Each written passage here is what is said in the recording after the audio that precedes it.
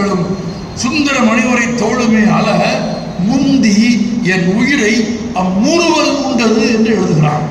அவன் என்னை பார்த்து சிரித்த ஒரு சிறிய சிரிப்பு அல்ல, முறுவல்.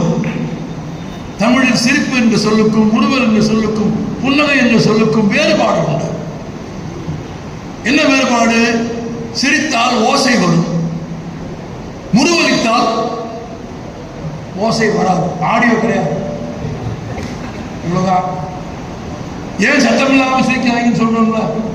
ராமன் சத்தமில்லாமல் சிரிச்சிருக்கான்.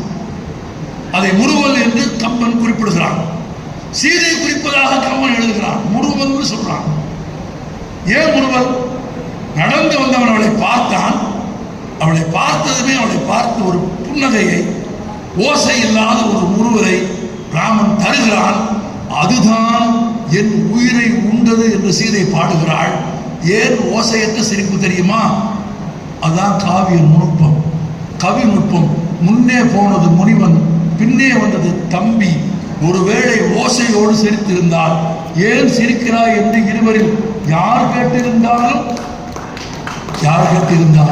தன் அந்தரங்கத்தை பந்தி வைக்க வேண்டிய தர்ம சங்கடமான நிலை வந்துவிடும் என்பதால் ஓசையற்ற ஒரு முறுவலால் அவன் என் உள்ளத்தை கவர்ந்தான் என்று எழுதினார். வெறும் அண்ணலும் நோக்கினான், அவளும் நோக்கினால் மட்டும் காதல் நடக்கவில்லை. அதற்கு பிறகு இந்த களவாணி பையன் ஒரு சிரிப்பு சிரிச்சான். அவளை பார்த்து களவாணி பையன் நான் சொல்றது இலக்கியமா சொன்னான். இந்த உள்ளம் கவர் கள்வன் அவளை பார்த்து ஓசையின்றி எழுப்பிய ஒரு முறுவலிலே தான் அந்த காதல் முகிழ்கிறது என்று கம்பன் பாடினார். மூலகாப்பியத்தில் இல்லாத ஒரு காதலை நீங்கள் இதில் பார்க்கலாம். இது மாதிரி நூறுக்கணக்கான ஆயிரக்கணக்கான கவித்துவ மேன்மைகளை, அற்புதங்களை கம்பராமாயணத்தில் நீங்கள் சொல்ல முடியும்.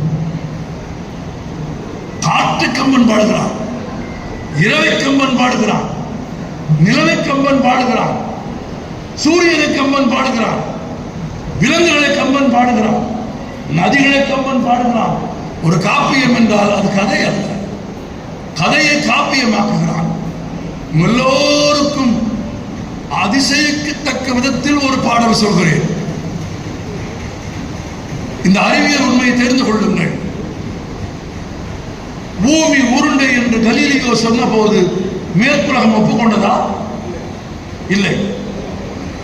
பூமி உருண்டை என்று சொன்னதற்காக கலீலியோ கண்கள் பிடுங்கப்பட்டு 8 ஆண்டுகள் சிறை வைக்கப்பட்டு